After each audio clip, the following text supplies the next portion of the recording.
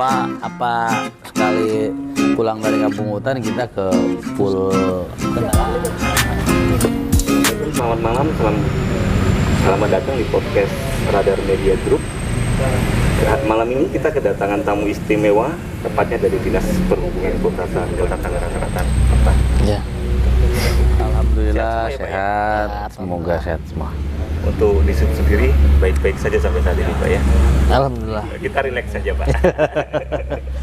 Insya Allah baik-baik saja. Di sini sesuai tupoksi Bapak, bagaimana standar pelayanan ujikir, Pak, khususnya di wilayah Tangerang Selatan? Terkait standar pelayanan ya, Mas Budi. Jadi terkait standar pelayanan, jadi kita sudah memiliki 39 SOP, standar operasional prosedur dalam hal pelayanan, mulai dari pendaftaran sampai ke teknis pelaksanaan pengujian, sampai teknis terhadap percetakan bukti lulus ujinya, itu semua sudah ada SOP-nya untuk pelayanannya. Jadi kita hampir kurang lebih 39 SOP. Jadi semua sudah mengacu terkait SOP tersebut, pelayanan di kampus. Ya, betul. Maaf, manual online atau bagaimana? Ada yang online, ada yang manual. Jadi memang kita kombinasi, memang mana yang bisa online kita online kan. Kalau yang masih manual kita manual. Memang masih Terus dari mulai pendaftaran sampai ujikir pelayanan itu waktunya berapa lama biasanya, Pak? Yang lama berapa lama? waktu ya Mas ya. Waktu pelayanan kita sudah menetapkan satu pelayanan kita. Kita itu kebanyakan terkait pelayanan uji berkala ya. Jadi kalau di kita tuh ada banyak pelayanan, ada uji berkala kendaraan, ada numpang uji, ada mutasi ini. 90% mayoritas adalah uji berkala kendaraan. Ya, jadi standar pelayanan kita terkait mulai dari awal masuk hingga sampai keluar penerbitan bukti lulus uji itu 37 menit. 37 menit untuk satu kendaraan. Jadi kita sudah membuat mapping ya.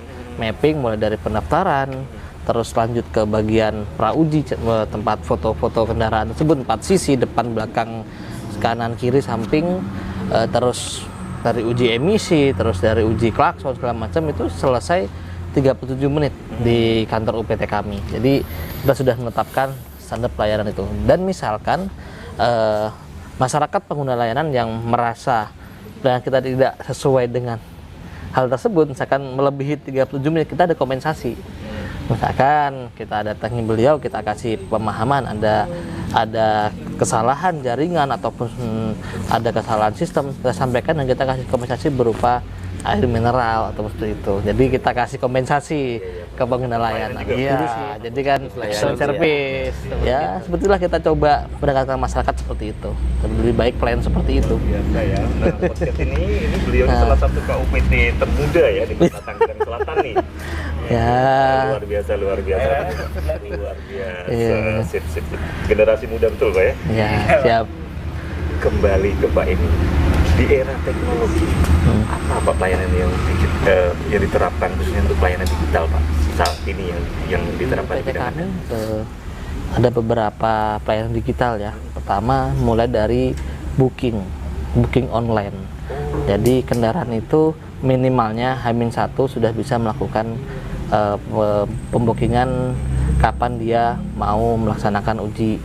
Jadi ya minimalnya H-1 itu mau H-7, mau H- berapa bisa, tapi minimal itu H-1 dia melakukan booking online. Jadi kita saat ini kita masih menggunakan by Google Form ataupun pakai Gmail. Jadi masyarakat mengupload. Jadi itu baru prototipe. Kedepannya kita mau seperti agen-agen tiket ya. Seperti itu nanti kayak Traveloka, Tokopedia. Jadi orang beli, ngupload data, milih tanggal pelayanan. Nanti kalau misalkan di tanggal itu penuh, bisa milih hari yang lain, ataupun dia misalkan dia mau milih hari kapan pun bisa. Jadi kita mau arah ke sana. Itu terkait booking atau pendaftaran online. Yang kedua, digitalisasi kita, pembayaran sudah menggunakan SKRD online. Jadi di situ ada beberapa metode pembayaran. Ada pakai QRIS ya kan. Sekarang kan masyarakat Tangerang Selatan itu udah ini ya, udah benar-benar move on ke dompet digital ya. Nah, kita sediakan pembayaran, itu ada QRIS, terus ada juga virtual account. Jadi bisa menggunakan M-banking ataupun e-banking menggunakan transfer. Itu sudah kita laksanakan. Dan target kami di tahun ini karena peralihan yaitu 50% lah tahun ini, berarti tapi setiap tahun kita bakal kita tingkatkan. Terus juga sistem kita di kantor kita sudah menggunakan digitalisasi pelayanan. Jadi misalkan dulu menggunakan apa nih Pak Topannya? Kertas gitu ya, nyorek ya kan, nulis tangan masih kan hasil ujinya, pakai tablet, pakai smartphone, smart device lah ya. Jadi semua sudah terinput, terdata secara digital. Jadi memang terkait misalkan manipulasi data sudah tidak bisa dilaksanakan karena semua sudah terinput by sistem. Jadi sudah nge-link juga ke Kementerian Perhubungan. Jadi sudah susah lah kita bermain data-data yang memanipulatif seperti itu ya. Iya. Seperti itu. Dan juga selain itu juga kita online untuk masyarakat yang memang ada misalkan pelayanan yang kurang maksimal ataupun ada upaya-upaya tindak pidana gratifikasi ataupun suap ataupun pungli, mereka bisa lapor ke pengaduan online, bisa melalui tempat website yang sudah kita sediakan, bisa melalui span lapor, itu sudah banyak lah kita sediakan tempat pengaduan. Adapun juga pengaduan yang sifatnya offline, ada juga kita sediakan di sana. Seperti itu sih Mas Budi. Kalau di kita ya alhamdulillah sudah berjalan, sudah berjalan. Mungkin ke depan kita akan meningkatkan lagi lah. Jadi terus kita coba berinovasi, optimalkan lah, maksimalkan. Kita maksimalkan seperti itu untuk membangun Tangsel lebih maju khususnya Pak ya. Pastinya. Pak Austus, oke Pak. Berapa target pendapatan restribusi KIR untuk Oke, makasih Mas Budi. Terkait pendapatan retribusi pengujian kendaraan bermotor tahun ini di angka 2,1 miliar. 2,1 2022 Pak ya? tahun 2022. Tahun depan kita di 2,3. Kalau tahun ini kita baru 2,1. Ya alhamdulillah kemarin kita di bulan Agustus kemarin kita ada kenaikan tarif sesuai dengan Perwal 70 tahun 2022 terkait kenaikan peninjauan tarif retribusi pengujian kendaraan bermotor. Jadi mulai Agustus kemarin ya kita sudah ada peningkatan retribusi gitu ya. Ya mudah-mudahan di tahun ini target kita 2,1, saya optimis insya Allah bisa tercapai karena memang salah satu PAD Disub ya, pendapatan dari Disub ya artinya adalah pengujian kendaraan bermotor. Seharinya berapa itu Bang? Ya, Kalau itunya targetnya? targetnya sehari kendaraan sih kita maksimal pelayanan di 100 kendaraan Per hari ya? per hari 100 kendaraan. Memang karena beban kerja kita memang maksimal segitu.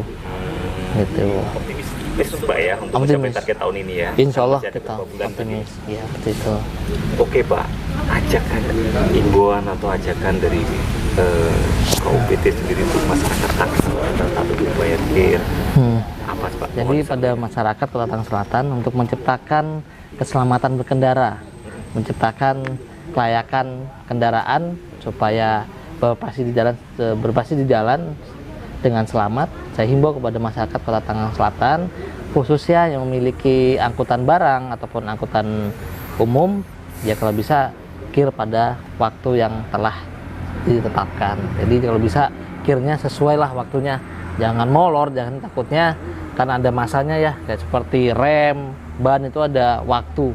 Jadi kalau bisa KIR tepat waktu biar beroperasi di jalan dengan laik jalan. Seperti itu sih Mas Budi, himbauan ke masyarakat seperti itu. Dan ada juga program terbaru dari KIR juga itu. Oh ya. JETI itu. Ya, kita juga menuju dalam hal pelayanan yang lebih prima lagi ya. Kita UPT pengujian kendaraan bermotor menuju ke kawasan zona integritas. Wih, masuk Jadi, zona JI Pak ya? JI. Jadi di Tangsel tahun ini mengirimkan 3 unit kerja. Ada puskesmas, 2 puskesmas, salah satunya satu lagi dari UPT kami, UPT pengujian kendaraan bermotor. Ya kita berupaya memaksimalkan pelayanan kita lebih prima dan lebih bersih melayani seperti itu. Oh juga kita di bulan depan ya Pak Kabit ya, kita juga melaksanakan pengoptimalan PAD. Apa yang kita laksanakan? Jadi kita bekerja sama dengan Samsat. Samsat ini kan di sini ada Samsat Serpong sama Samsat Ciputat. Pertama yang kita laksanakan itu terkait sosialisasi uji emisi. Jadi nanti kita akan lakukan di jalan kegiatan uji emisi. Jadi uji emisi nanti kita bersama dengan Samsat karena di PP 22 tahun 2001 terkait pengelolaan lingkungan hidup. Di pasal 206 kalau nggak salah ya, itu salah satu syarat nanti untuk bayar pajak kendaraan Pak Kabid ya, itu harus ada uji emisinya. Jadi nanti kayaknya sih mungkin belum turun ke peraturan teknisnya ya, cuma kita baca peraturan pemerintah itu nanti ke depan terkait pembayaran pajak kendaraan itu salah satunya harus ada hasil uji emisi. Makanya kita mencoba sosialisasi dulu ke masyarakat nih. Nanti kita ke jalan-jalan protokoler, nanti juga dibantu sama Pak Kabid Lalin tentunya untuk rekayasa lalu lintasnya, seperti itu. Jadi nanti kita ada kolaboratif dengan Pak Kabid Lalin. Terus juga kedua, kemarin kita juga diskusi dengan pimpinan saya Pak Kabid Lalin juga, kita diskusi masalah kita ini di Tangerang Selatan banyak sekali ya kendaraan yang potensi-potensi PAD yang kita didata di UPT kami itu ternyata banyak yang nggak melakukan KIR, lakukan pengujian nih. Jadi kita berupaya datang ke perusahaan-perusahaan, terus juga datang ke pool-pool yang memang ada di Tangsel. Ya. Nah, nanti kita akan jemput bola. Dan kita kan juga ada unit mobil KIR keliling. Kalau misalkan kita temukan memang dia belum ngekir lama, kita langsung layani di tempat. Kita bisa pelayanan seperti itu. Karena pelayanan kita bisa di tempat ataupun pelayanan dari tempat. Jadi misalkan kita ke perusahaan A, ternyata dia punya 10 mobil ya Pak Kabid ya, ternyata belum pernah melaksanakan KIR atau KIR udah mati berapa tahun itu, kita langsung bisa melakukan pelayanan di waktu itu juga. Jadi kita jemput bola upaya kami untuk pengoptimalan PAD seperti itu. Jadi kerjasama juga dengan Samsat dan Polres Tangerang Selatan. Sinergi. Kita mau kolaborasi lah. Pak Kabid Lalu Lintas sendiri ini, ya. Tambahannya apa ini? Mau ditambahin? Tambahannya ya. Ini mau dibahas ini. Iya, banyak ini mau dibahas ini. Tambahannya ya buat saya mudah-mudahan apa yang kita akan lakukan zona integritas itu sebagai salah satu bentuk ya, sebagai salah satu bentuk upaya usaha kita pelayanan prima terhadap masyarakat lah. Dan mudah-mudahan apa yang juga dilakukan dari manual ke sistem online ini masyarakat juga bisa dengan cepat beradaptasi untuk beradaptasi, dan jangan juga sungkan yang memang kategorinya ya mohon maaf ya, misal supir angkot atau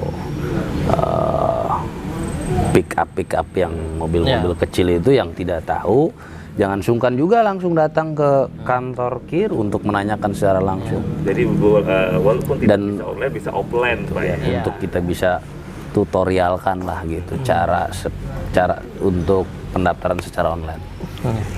Benar-benar prima pelayanannya di Pak ya. Pastinya. Upaya juga mengurangi upaya-upaya pungli juga. Kalau uang tunai kita kurangi kan otomatis tidak ada perputaran uang tunai di wilayah kantor kami. Sehingga menciptakan benar-benar kantor yang bebas melayani, bersih melayani. Bersih melayani, mohon maaf.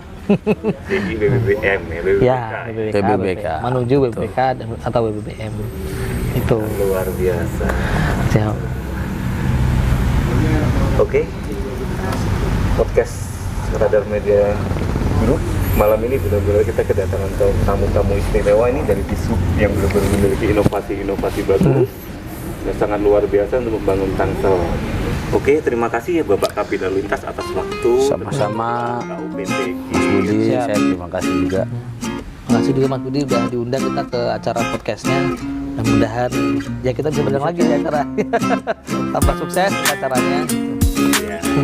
Insya Allah kita berjumpa kembali Pak dengan deskripsi ya. Siap. Akan mengupas tuntas tentang arus lalu lintas di Kota Tangerang Selatan, khususnya yang kota maju ya.